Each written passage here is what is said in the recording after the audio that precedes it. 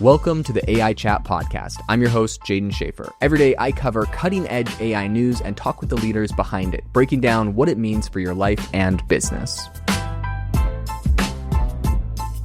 Today on the podcast, SpaceX is committing $2.8 billion to gas turbines for XAI data centers. This is all according to their IPO filings. Google is now pitching an AI agent ecosystem, but a lot of people are criticizing the fact that they are keeping this paywall behind a $100 a month paywall. Trump has delayed any AI security executive orders that were previously being worked on, and he essentially is doing this because he is citing U.S. competitiveness concerns with China. Hark has just raised $700 million in a Series A at a $6 billion valuation for an AI personal assistant, which doesn't sound too differentiated. We're going to get into how they're able to raise $700 million. Anthropic expects that they are going to have their first profitable quarter at $10.9 billion in Q2 revenue. That is absolutely insane considering how much money these companies are spending, and OpenAI feels like they are far from profitable. Everyone's racing towards the IPO, and coming in with a profitable quarter could be a pretty exciting moment for Anthropic. So let's get into all of it on the podcast today. The first thing I want to talk about is the SpaceX gas turbines. They've committed $2.8 billion to purchase turbines through 2029, which are going to power XAI's data centers. This is all according to their IPO filings. This basically solves the immediate power shortage, but there's a whole bunch of legal lawsuits coming from the NAACP. They're suing over 27 allegedly unpermitted generators at the Colossus 2 data center in Mississippi. Well, that lawsuit in particular is a little bit controversial because sure, you can sue a company for emissions, but the NAACP typically is launching lawsuits that are defending people of color, and the lawsuit basically says that the data centers are disproportionately harming people of color, and a lot of people are basically saying this is sort of a politicized lawsuit. We'll see where that goes. SpaceX apparently has signed $805 million for a turbine deal in March of this year, and they have a $2 billion mobile turbine agreement in late April that they just signed. Both of those are covering equipment all the way through 2029. Colossus 2 now powers 46 portable turbines, and the NAACP lawsuit alleges that 27 of them lack required air permits and pose public health risks. SpaceX right now, is important to know that they're currently leasing their Colossus server to Anthropic for $15 billion annually, and they plan additional third-party leasing deals to drive revenue. So this is something that not only are they using to train XAI, but when they're not training XAI with it, and I think Colossus 2 is what they're using for XAI, but Colossus 1 was kind of the older one, so they have, that's not currently being trained. They're just giving this out to other companies like Anthropic and who knows, maybe OpenAI or Google or other players, although Elon Musk and OpenAI don't have the friendliest relationship. But still, $15 billion annually to give the Colossus one plant over to Anthropic is, definitely a major driver of revenue for them. This is all important because SpaceX right now is betting that vertically integrating the infrastructure, right? So owning the data center, owning the power, owning the AI units is going to beat renting from cloud providers like Anthropic and OpenAI currently do. Google, Microsoft, AWS, all of them are making a killing on this. Meanwhile, SpaceX has basically built their own to train their own models, and then they're renting it over to Anthropic for $15 billion a year. But in order to do that, they had to get these up very quickly. Gas turbines were the fastest way to do that without having to, plug into the grid and get all of the permits to be grid powered. So that's kind of the big constraint. Now there's lawsuits that might make that all get shut down. Google is now pitching an AI agent ecosystem. Google I/O just happened, which is super exciting, and I'll be talking to someone at Google tomorrow for more news on everything that was announced there. But for this particular AI agent ecosystem they've announced, they have information agents. They have one called Spark, Halo, and Daily Brief. But all of those, while they sound super useful and interesting, are locked behind a $100 a month Gemini Ultra paywall. Instead of, offering free access or even the $20 a month access, you got to pay $100 a month. It's hard. I feel like we're seeing Claude made just so much money with their $100 and $200 a month tier. And ChatGPT always had a $200 a month tier, but there's no way I was paying for it, mostly because their product wasn't good enough. Actually, I did pay for their $200 a month tier last year at some point to try their agents. Their agents weren't good enough. I canceled canceled it. But now that Anthropic's Cowork and Claude Code are good enough to do everything I ever wanted, why would I ever cancel? And I'm happy to pay the $200 a month. It looks like Google wants to get in on this kind of like higher tier $100 a month thing, but these agents are kind of use agents that have one particular use or a few different particular uses. It's not like Claude Cowork that can literally do anything and everything and do it all well. I even have Claude Cowork going, looking at WAV files and editing, music projects on something like Logic, or going to Xcode on Apple and building iOS apps. Like, it's just so insane what it can do. And so for me, I'm thrilled to pay that, but I'm not sure I would go and pay $100 to use Spark, Halo, or Daily Brief. So anyways, I'm excited for what the direction Google's moving in, but they're going to have to build something comparable to, and maybe they will, and they do, but like, that's what something's got to be comparable to Cowork. That's the only thing I'm going to be paying that much money for. I don't really care about people's little agents. I could probably build my own with Cowork if I wanted to pay that extra money. And it is tricky because, while $200 a month, I say I get such an insane amount of value out of it, but I'm not going to stack a bunch of $200 a month subscriptions on top of each other. So Google really has to differentiate themselves and make themselves better than Cowork, and I will cancel Cowork and move to them if they have something better. That's kind of the place they have to be at. So this is definitely reversing Google's kind of historical playbook, right? They've always been releasing consumer products that are free, and they're trying to do that to gain adoption. What these particular agents do, the information agents, they're replacing Google Alerts with a 24/7 AI monitoring for market trends, price tracking, weather. Spark is actually going to integrate with Gmail and Docs as kind of a personal assistant. Halo is going to sit as an Android notification layer. Gemini Ultra Pro and Plus subscribers are going to get access starting this summer, but Google gave no timeline for when free user rollout was going to happen, even though they said that, agentic features are going to come, quote, when the time is right. Okay, whatever the heck that means. Personally, I think this is fragmenting their kind of audience a little bit into their free and paid tier and who gets what. There's a bunch of messaging first startups, by the way, too, like Poke or Wingman, and they already have these sort of text-based agents, and they're cheaper and easier to use than some of Google's multi-product approaches.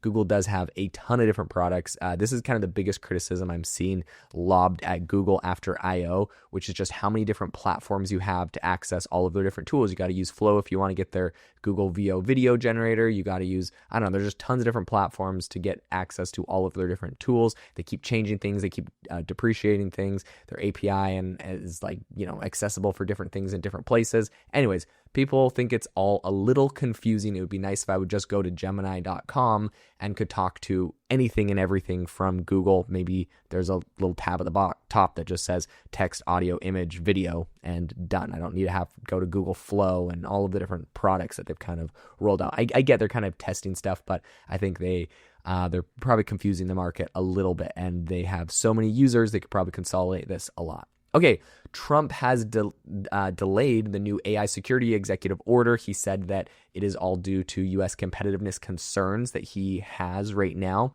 Originally, what this was going to do was going to ask AI companies to share advanced models with the government 14 to 90 days before they actually publicly launched them.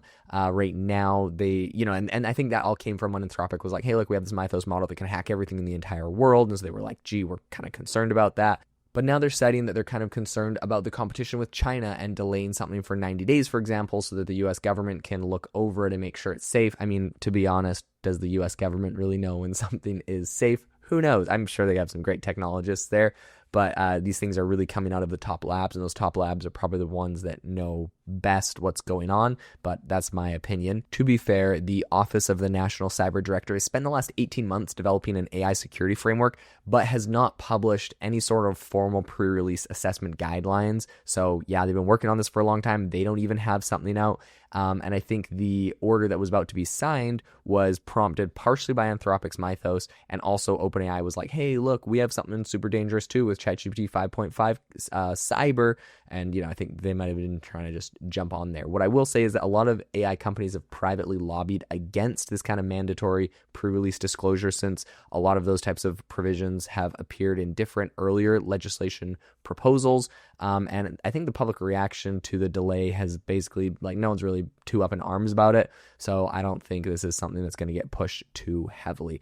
If you are sick of using something like Claude, which doesn't have image generation or audio generation or video generation, and there's 100 different models out there to switch between, and you don't want to pay for subscriptions to all of the different platforms like Google's new $100 platform, I'd love for you to check out my startup, which is AIbox.ai.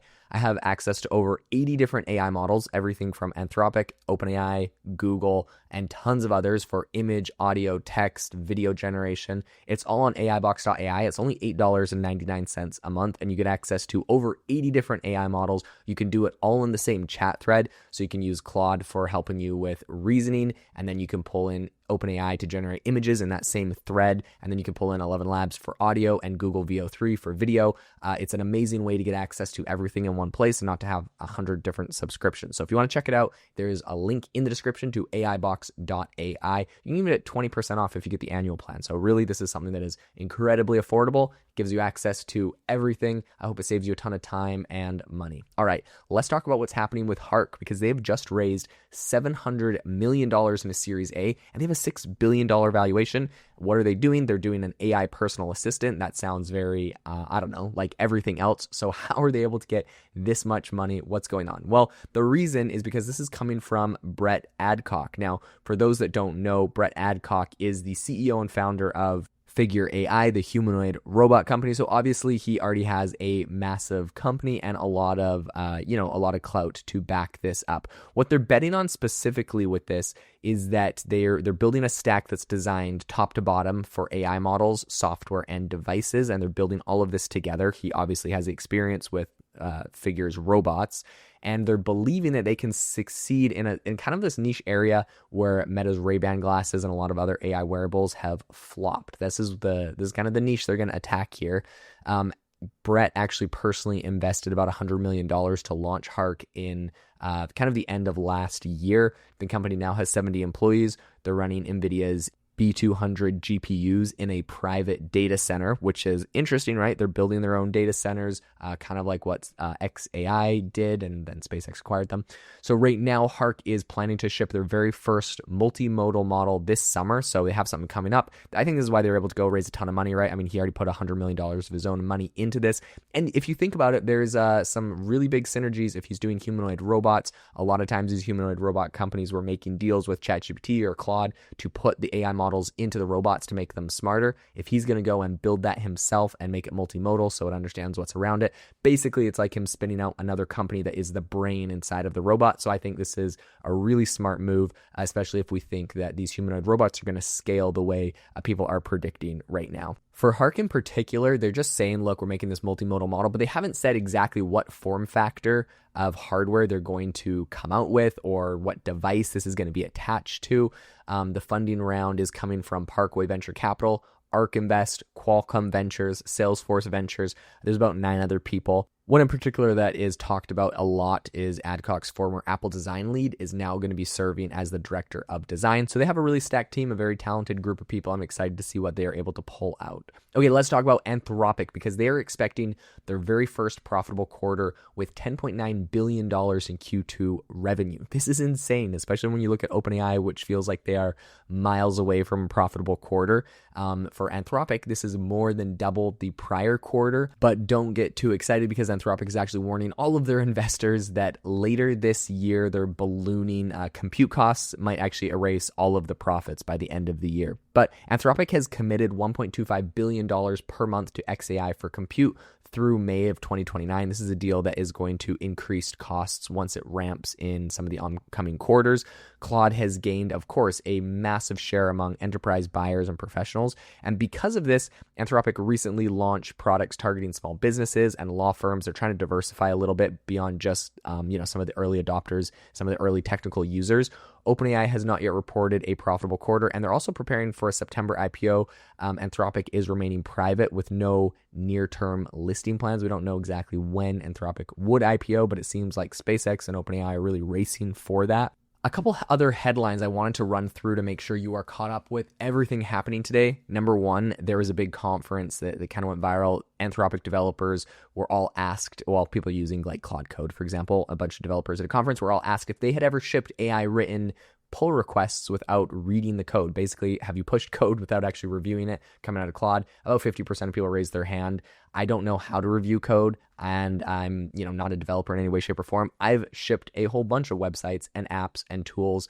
I'll usually tell it to go do a security audit, tell it to do an SEO audit, but I don't review it. I just see if it works and I push it. Is that good or bad? You can make your judgment call on that. I'm sure plenty of developers think that sounds terrifying, but I think this is a huge chunk of people right now that are vibe coding. I mean, if you don't really know what code looks like, I don't know how you would review it. So it is interesting that even for, the pros, about 50% are just pushing stuff without reviewing it. Okay, XAI right now is burning, and they actually burned $6.4 billion in 2025, which is a pretty massive loss. They're a big growing AI company. This is all according to the SpaceX IPO filings that we see. Meta is laying off 8,000 employees to offset their AI investments. We've seen this kind of happening. I even reported on this yesterday, but more people are talking about it today. AMD has committed $10 billion to Taiwan's AI chip ecosystem. Their share has doubled. That, to me, is particularly interesting because we see a lot of investments coming out of Taiwan. TSMC, building fabs in Arizona as they're kind of worried about the geopolitics of China. But it seems like AMD is doubling down, building and investing more there. And if you look at the poly markets, we have like a very small percentage, less than 10% of people are betting that China is going to invade Taiwan this year. So it seems like we might be pretty good, even though Xi Jinping in a recent speech said that the China relationship with Taiwan and America's relationship with Taiwan could put everybody on a big collision course if we don't manage it correctly. So anyways, there's a lot of threatening and chest pounding coming on from China. Okay. The Path has raised $14.3 million for an AI therapy app. It's been co-founded by Tony Robbins. That's probably why it was able to raise so much money and why it's been so notable.